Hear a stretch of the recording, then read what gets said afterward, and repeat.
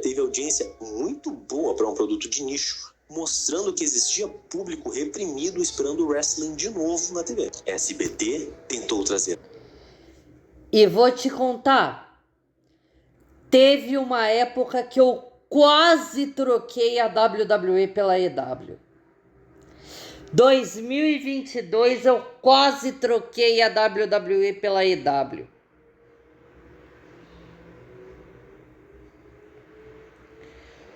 Hoje já não é mais o meu estilo de luta livre. Mas vou te contar, foi por isso aqui, tá? Se não fosse o bendito do Tony Khan, que tem uma péssima visão de negócio fora do país. Pra fora do país ele tem uma péssima visão de negócio, meu Deus do céu. Agora isso eu lembro muito bem, né? A WWE de volta em 2020, mas a pandemia travou tudo. Em 2020 existiu um movimento concreto para recolocar a WWE em TV aberta brasileira através do SBT novamente. Um projeto que gerou expectativa imediata, porque significava a chance de apresentar o wrestling novamente para o público muito maior. O plano fazia sentido. A emissora buscava produtos internacionais de entretenimento esportivo e havia conversas em torno da exibição de conteúdo da WWE, no momento em que nostalgia e curiosidade podiam trabalhar muito a favor aqui. No Brasil a narração fica sob o comando do Roberto Figueiredo, os comentários são de Marco Alfaro. Inverte, é Marco Alfaro e Roberto Figueiredo. Mas nessa época o Roberto Figueiredo ele tava sozinho, né? Porque era tempo pandêmico. A pandemia alterou completamente o cenário. A paralisação global, mudanças de grade, prioridades comerciais e a instabilidade daquele período impediram que a iniciativa avançasse como muitos fãs esperavam. O resultado é que esse possível retorno ficou quase como uma memória de quase aconteceu, entrando para aquela lista de oportunidades interrompidas antes de realmente... Eles ficaram poucas semanas, né, com o horário de 7 horas da noite, né? E aí eles começaram a passar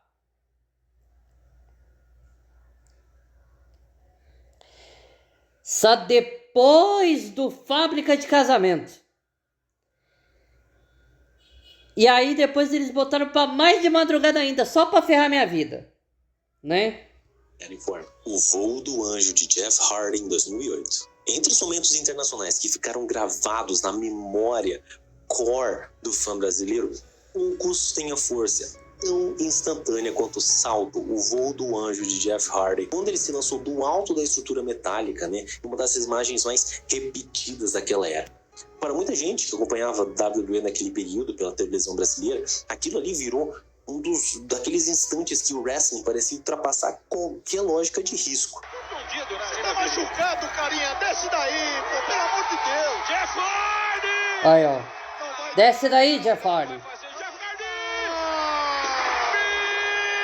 Minha nossa! Que é isso? Pelo amor de...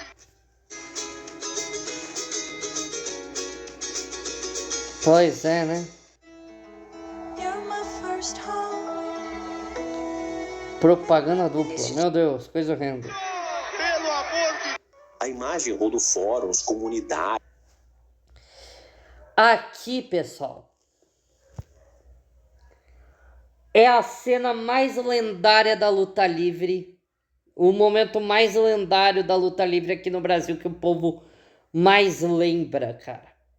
E se não me engano, isso foi no primeiro programa, né? Foi no primeiro programa passado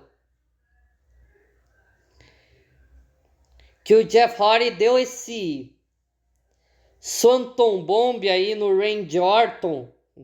E o Randy Orton tava numa caçamba de lixo. Vídeos legendados, né, discussões durante anos, porque condensava tudo que fazia Jeff Hardy ser tratado quase como um ídolo absoluto daquela geração. Carisma, imprevisibilidade, sensação constante de que qualquer luta dele podia terminar em algo memorável. No Brasil, esse momento ajudou ainda mais a consolidar o culto em torno dele, especialmente entre fãs que viveram a fase de ouro das reprises, DVDs e vídeos compartilhados online. Inclusive, eu atribuo esse momento aqui do Jeff Hardy à popularização dele, a ele ter se tornado basicamente um herói aqui no Brasil. A primeira exibição da WWE no Brasil foi, na verdade, WWF. A primeira exibição... Quero ver quem era antigo, hein? Quero ver quem era antigo dessa época. consistente da WWE na televisão brasileira aconteceu na metade dos anos 90 pela rede Manchete, e é esse período que costuma ser reconhecido como a primeira entrada oficial da WWF em rede aberta nacional com programação. Se não me engano, é o Bob Léo ou o Carlos Valadares? Em registros esporádicos de lutas internacionais, aparecendo antes em programas esportivos e compilações de TV. O Brad the Hitman Hart. Aí sim o Carlos Valadares, o loiro é o Bob Léo. E uma grade regular. Segundo relatos da época, e reconstruções feitas por fãs e pesquisadores de mídia, o programa chegou a registrar audiência forte para o horário, algo entre 10 a 12 pontos em determinados momentos, o que ajudou a consolidar a WWF como produto de curiosidade popular naquele período. Camada 7. O fim dos lutadores. Pirata Alma Negra. O caso de Pirata Alma Negra. E agora nós vamos rever, os lutadores que nos deixaram de uma maneira muito triste, É um dos episódios mais pesados da luta livre brasileira moderna, porque aconteceu justamente no esporte em que muita gente ainda insiste em chamar de encenado, como se risco real não existisse. O nome verdadeiro dele era Douglas Leme Machado. Tinha apenas 27 anos e a morte aconteceu em 2011, durante um evento em São Paulo. Na luta, ele enfrentava Mano John dentro de um combate previamente coreografado, com golpes combinados, como normalmente acontece, no wrestling. Em determinado momento, depois de uma sequência comum de impacto, o Douglas começou a demonstrar que algo dava errado. Perdeu coordenação, ficou desorientado e caiu. No começo, parte do público ainda pensou que aquilo fazia parte da apresentação, porque esse tipo de venda dramática faz parte do espetáculo. Só que rapidamente ficou claro que ele não conseguia reagir normalmente. Mesmo ainda consciente nos primeiros minutos, ele já apresentava sinais neurológicos sérios. Foi retirado do local e levado para atendimento médico. Mas o quadro agravou rapidamente. O diagnóstico depois... Cara, muita gente não percebeu, que aquilo tudo era real. Real, que o Pirata Alma Negra realmente estava desequilibrando de verdade. Muita gente estava achando, não, isso é para vender o golpe, quando na verdade aquilo era muito real. Aquilo era muito, muito real.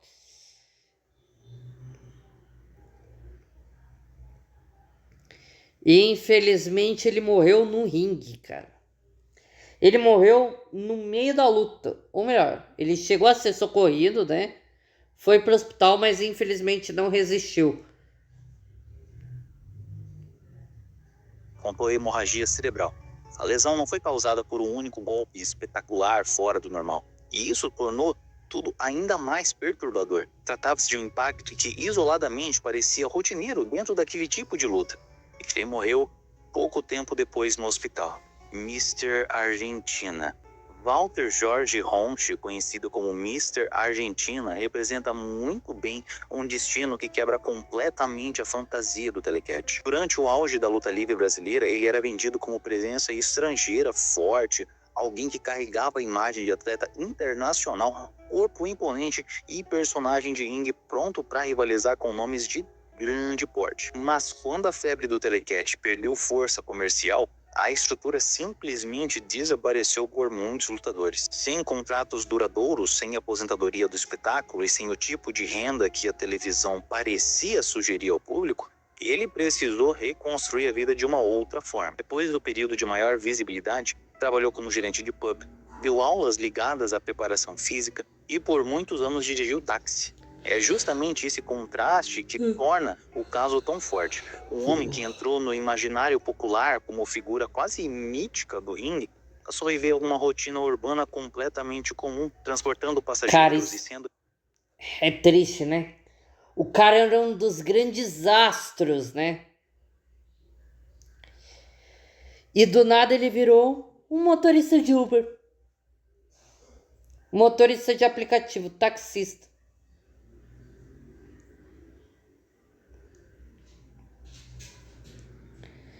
Cara, ele viveu o auge dele, né? Mas muita gente... Ele chegou assim a ser homenageado, né? Como membro do Hall da Fama da Luta Livre Nacional.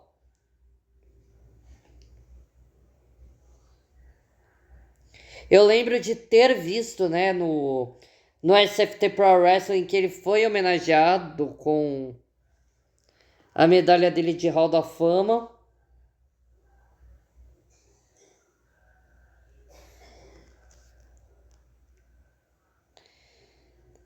E, cara, é muito triste a gente ver que o Mr. Argentina teve esse final, né, fora dos holofotes. Reconhecido ocasionalmente apenas por quem ainda guardava a memória daquela fase da televisão. Não houve escândalo, nem reaparição triunfal. Apenas uma transição silenciosa, quase brutal, do espetáculo para a normalidade. Para muita gente, esse tipo de destino diz muito mais sobre o fim do Telecat do que qualquer documentário. O personagem ficou enorme, mas a estrutura que sustentava o homem desapareceu. Aquiles, o Matador, matou alguém. Aquiles, nome artístico de Vespasiano Félix de Oliveira, carregou durante décadas o apelido de O Matador, um dos rótulos mais fortes e assustadores do telecat brasileiro. Mas a origem desse nome sempre ficou cercada por versões pouco documentadas e muito dependentes também de memória oral do próprio meio da luta livre. A versão mais repetida dentro desse circuito é de que, ainda nos anos 60, antes mesmo de se consolidar como um dos grandes vilões da televisão brasileira, Aquiles participou de uma luta em que o adversário chamado Jair Surdo-Mudo sofreu consequências graves e acabou morrendo depois do combate. O problema é que esse episódio não aparece hoje com registro detalhado em jornais, né? Nem com data exata consolidada em arquivo histórico, para falar a verdade. O que faz com que boa parte do caso sobreviva muito mais pelo relato de bastidores do que por documentação formal. Michel Serdan afirma que a morte acabou marcando profundamente a reputação de Aquiles e teria sido justamente daí que nasceu o apelido Matador. Posteriormente, e foi incorporado ao personagem de vilão, como se fosse parte oficial da construção dramática do telecat. Giant Silva. Paulo César. Cara.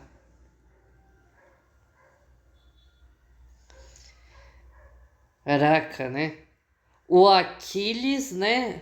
Houve uma luta que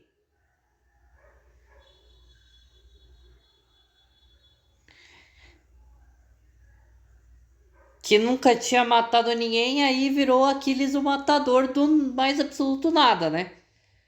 O que ajudou na persona dele de Rio. Isso não tem a menor dúvida. Mas, né? Da Silva, ou Giant Silva, teve um caminho bem incomum depois da passagem rápida pela World Wrestling Federation, da WWF. Muita gente lembra dele só como aquele gigante de mais de 2,10 metros que apareceu no grupo Oddities no fim dos anos 90 na Atitude Era. Quase sempre mais como presença visual do que como lutador técnico, porque a WWE usava muito o impacto do tamanho dele. Depois disso, ao contrário de muitos ex-WWF que simplesmente desapareceram, ele ainda conseguiu prolongar bastante a carreira dele no exterior.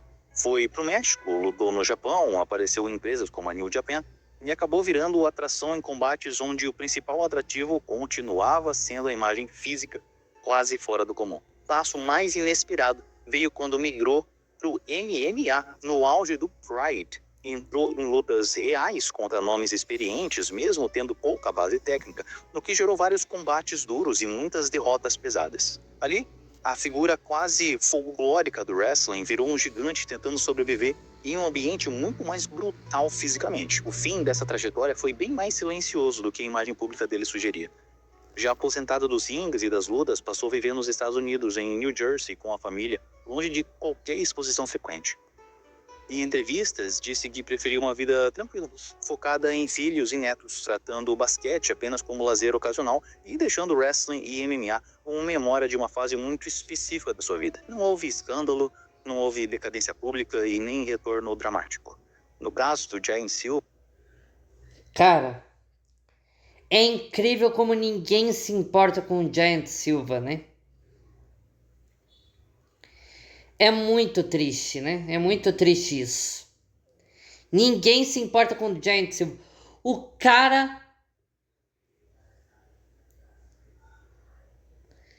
lutou na WWE, né? Antiga WWF. Foi pro Pride e não é reconhecido, cara. Isso é... Cara, isso é muito triste, velho. É muito triste. O gigante simplesmente saiu de cena e escolheu envelhecer fora do espetáculo, o que é até raro entre figuras tão visualmente marcantes no wrestling. Os nomes do passado. Michel Serdan. Michel Serdan ocupa um lugar muito particular na história da luta livre brasileira, porque conseguiu atravessar diferentes gerações sem ficar preso apenas ao telecat clássico. Mais do que um lutador, ele virou também uma figura pública facilmente reconhecível fora do nicho. Muito por causa da presença em televisão aberta, né, programas populares e... Fala a real. Se não fosse pelo Michel Serdan e pelo Jarbas Duarte fazendo trabalho no SBT em 2008,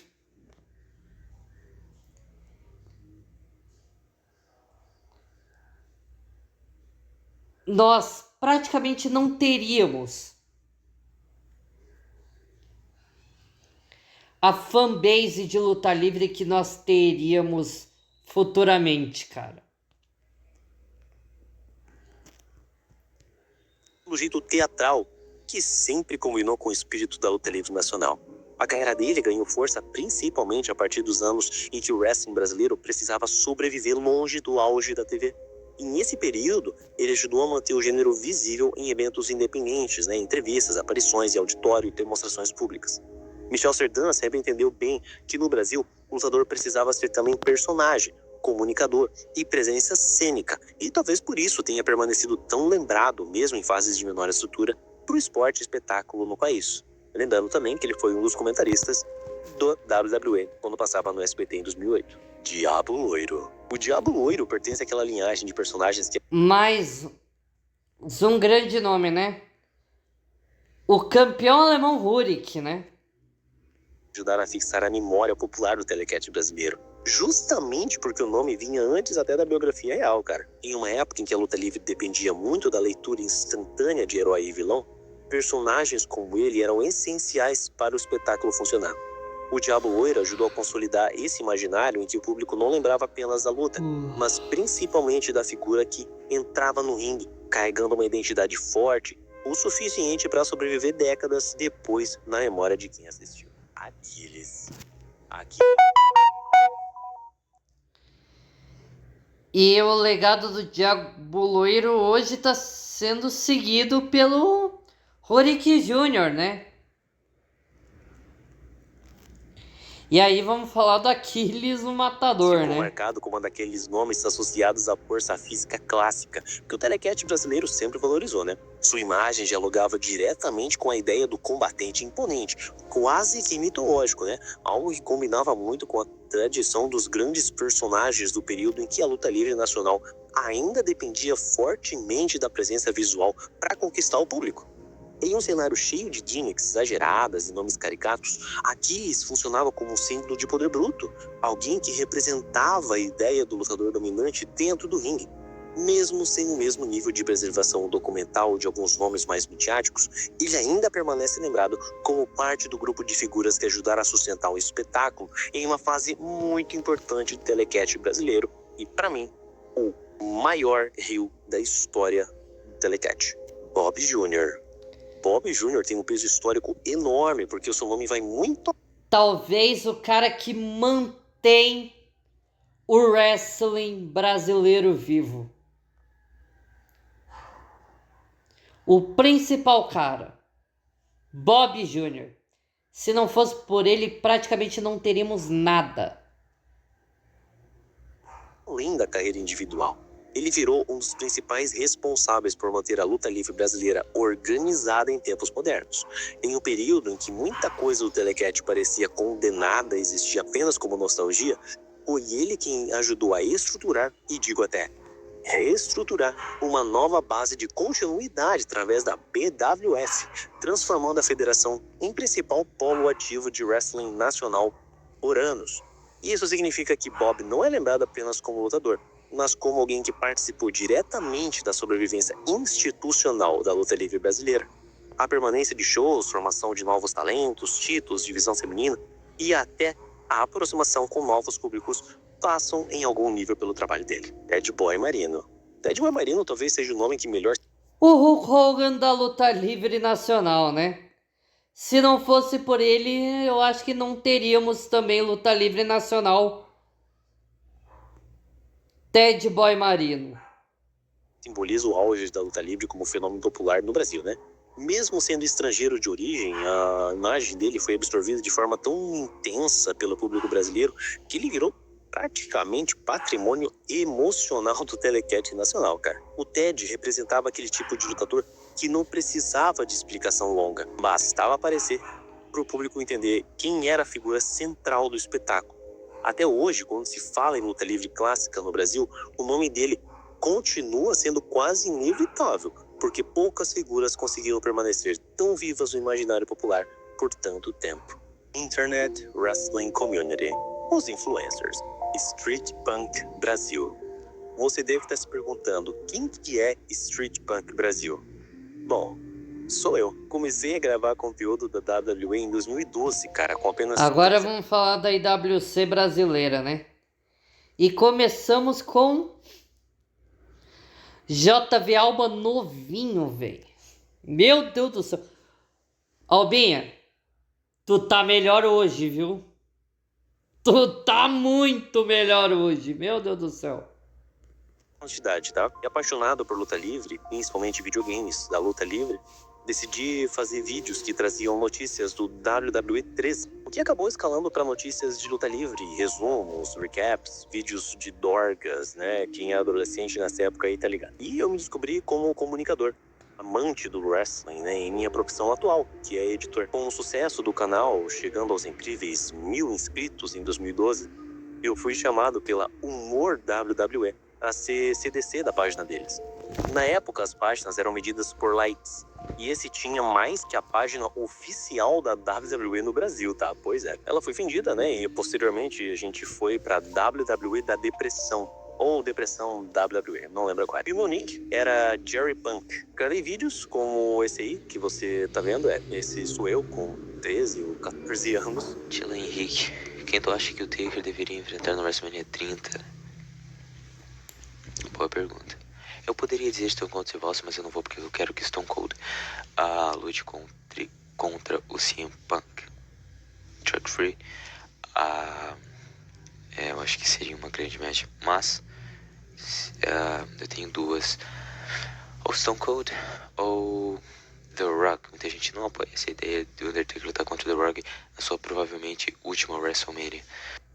Fazia memes, respondia o pessoal e mais uma vez meu amor ao wrestling crescia. Na época tinha apenas eu e o Mats Gamer na área, fazendo vídeo de WWE.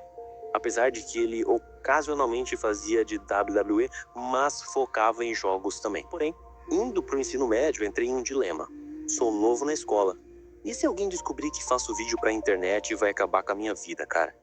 Bom, hoje eu podia estar milionário e rindo mais do que meus ex-colegas de sala, que nem sequer sabiam meu nome. Voltei em 2022, mas isso é uma outra história. Meu pai amado.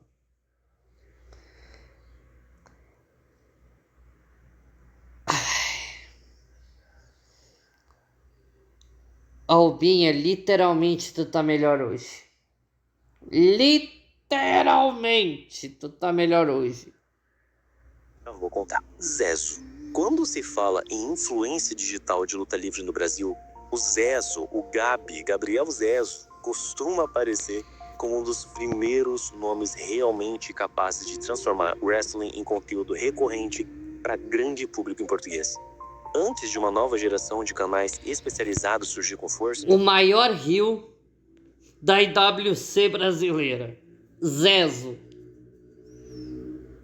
o YouTube brasileiro ainda tinha pouquíssimos criadores tratando luta livre com frequência, uma linguagem própria e identidade reconhecida. Em uma época em que o fã brasileiro ainda consumia muita informação fragmentada, em fóruns e páginas dispersas. Com isso, ele virou porta de entrada para muita gente que voltou a acompanhar a luta livre ou conheceu melhor o universo além dos programas televisivos tradicionais. O peso histórico dele dentro do nicho aparece justamente porque sua presença antecede a explosão mais recente de criadores de wrestling no Brasil. Ao invés de depender apenas de nostalgia de TV aberta ou reprises antigas, o Zezo ajudou a formar uma linguagem de internet para wrestling em português, com comentários rápidos, até meio ácidos, leitura de mercado, humor interno de fã e adaptação do noticiário internacional, só que para um público mais brasileiro, que queria consumir luta livre com mais regularidade. Um dos grandes Foi o primeiro youtuber 100% WWE que eu conheci. Exatamente, o primeiro 100% WWE. Os nomes que surgiu ainda antes da consolidação inicial dos canais de wrestling no Brasil, o Mads representa um passo diferente. Ele não ficou apenas no comentário ou na cobertura de bastidores, mas essa passou foto a do existir Mads simultaneamente de como Dré. comunicador e como parte ativa no ringue. Conhecido primeiro pelo trabalho como Gente, criador de muito conteúdo louco. digital voltado à luta livre, o Mads cresceu falando com um público que já consumia WWE e a cena nacional ali também, em linguagem de internet. E aí aproximou a análise, opinião, humor e a narrativa de fã. O diferencial da trajetória dele aparece quando essa presença online deixou de ser apenas observação externa e passou a se conectar diretamente com a prática dentro da BWF, algo raro no cenário brasileiro, onde poucos influenciadores realmente atravessaram a barreira entre comentar e lutar. Vini, do Central Wrestling. Central Wrestling, Outro cara antigaço, hein? um dos canais que melhor entenderam a mudança de perfil do público brasileiro, menos dependentes de nostalgia pura e cada vez mais interessados em cobertura diária, opinião rápida e retrospectiva e leitura crítica do que acontece no wrestling mundial. O canal ganhou força justamente por falar com uma audiência que já consumia WWE, AEW, por aí vai, e também buscava enxergar a luta livre como produto cultural contínuo, não apenas como um evento isolado. E nesse cenário, o Vini, meu querido amigo, criador do canal, virou um dos rostos mais reconhecíveis dessa fase, porque conseguiu construir uma linguagem muito direta, uma linguagem muito simples e super familiarizada também. Xingos. O Xingos pertence àquela leva recente de criadores brasileiros de luta livre, mas que cresceram extremamente rápido, cara, justamente por chegou apostar em um formato tudo, diferente do tradicional noticiário. É um dos pica. Vídeos com narrativa, retrospectiva, listas temáticas, organização cronológica. Embora seja um nome novo dentro do YouTube do wrestling, com produção ali em 2024, copiou meu iceberg, esse safado. O canal, ele chamou a atenção muito rápido, porque surgiu já com identidade muito definida. E explorando esses conteúdos mais longos sobre eras da WWE, histórias completas, revisões de eventos antigos, tudo mais, isso dialogou muito bem com o público. Diz ele que é meu fã número 1. Te amo, irmão. O tiozão da luta livre. Dentro da comunidade digital da luta livre do Brasil, o tiozão da luta livre, tiozão, que segue grande tiozão, TV, representa muito bem da fase em que o conteúdo de wrestling deixou de depender apenas de vídeos editados e passou a viver também de presença constante, de opinião em tempo real e de relação com o público, cara. O crescimento aconteceu principalmente pela linguagem espontânea muito próxima do fã veterano que comenta wrestling sem formalidade excessiva, o que fez com que muita gente enxergasse nele uma voz familiar dentro de um nicho que já buscava não só informação, mas também identificação. Ao invés de apostar em apenas grandes produções, o canal se consolidou pela frequência. Reviews semanais, debates de booking, reações a notícias, bastidores, transmissões ao vivo, que transformaram o canal em um espaço de apenas uma conversa, ao invés de produção de conteúdo. Inclusive, amo participar das lives, tiozão. Beijo. Mike Santana. Ó o inominável aí, gente! Dentro do conteúdo de luta livre brasileira, porque ele representa uma geração que conseguiu furar a bolha muito além do nicho tradicional. Não só porque ele fala apenas de luta livre, ele mistura diferentes elementos, RPG, anime, por aí vai. Enquanto muitos criadores cresceram falando primeiro para quem já acompanhava o wrestling, ele conseguiu levar o assunto para um público muito mais amplo. muito por causa da linguagem direta também, né? Do formato rápido, adaptação perfeita ao consumo de vídeo curto, né? Um gênio da temática da internet. E isso fez com que o nome dele passasse a circular até entre gente que nem necessariamente acompanha a luta livre toda semana. E algo que é raríssimo, né, dentro do mercado no Brasil. Inclusive, ele participou do nada do Domingo Legal. Nem ele sabia, mas ele apareceu lá. Outro ponto também, né, que deu muito peso ao nome dele foi a presença na WrestleMania 41 em Las Vegas, né, numa edição que teve Cara, a Netflix convidou o cara pra ir. E convida eu também, pô. Mas convida pra Triple Mania, tá? Pra Triple Mania eu tô aceitando, tá? E outra, leva também pro Money in the Bank ou pro Survivor Series. Leva pro Survivor Series. significado muito especial por ser a primeira WrestleMania transmitida pela Netflix em mercados internacionais, né, como o próprio Brasil. E o fato de um criador brasileiro ter sido inserido, né, nesse ambiente mostra que o perfil de um influenciador de luta livre hoje mudou. Não é só comentar de longe, mas também circular nos eventos, né, experiências oficiais, né, e ter espaços, né, que antes pareciam muito distantes da realidade brasileira. Império do Wrestling. Se tem uma marca... Império da EW, né? De luta livre, né, que concentra Império do Wrestling. A marca é Império do Wrestling. Durante muitos anos, para muita gente que queria acompanhar o wrestling em português, era quase automático passar por lá.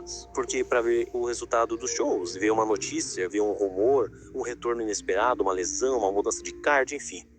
Qualquer assunto, né, que tivesse da luta livre, e não só as grandes empresas, como menores, brasileiras e de outros países também. Uma das coisas mais incríveis, né, um dos movimentos mais simbólicos dessa trajetória é justamente a criação do Hall da Fama da Luta Livre Brasileira. Uma iniciativa que ajudou a dar reconhecimento histórico aos grandes nomes, né, que muitas vezes ficaram décadas sem homenagem formal, né, e resgatando figuras importantes do Telecat, da série independente e de diferentes momentos do wrestling nacional também. Um beijo pro Daniel, pro Ian e pro Ryan. Eu sou eternamente grato por fazer parte desse time. Amo vocês. E eu. Depois claro de que ele ia Punk Brasil, falar dele mesmo, 2022, né? Continuando com o que eu tinha parado em 2014. Porém, a terra estava bem diferente. Um clima muito mais hostil, difícil e um algoritmo muito mais complexo também. Engatinhando e com muito menos espaço, né? Demorei para me encontrar. Fui me aprofundando em diferentes temas. E ao achar que o nicho daria certo, não dava. E aí eu tinha que ir para outro. Até que assumi oficialmente o nicho do True Crime da luta livre, né? E acabei optando por ficar por aqui mesmo. Sigo como porta-voz da Império do Wrestling, criador de conteúdo em diferentes redes sociais e analista de lutas, onde as minhas notas sempre dão controvérsia, tá? Mas continuarei com isso, pode ter certeza. E assim termina o iceberg da luta livre no Brasil. Eu acho que esse vídeo vai ter que ser cortado em 2, né? Mas vai valer a pena, né? Eu vou ficando por aqui. Sou o Iago Aniceto e agradeço sua companhia neste vídeo. Até a próxima aqui no canal.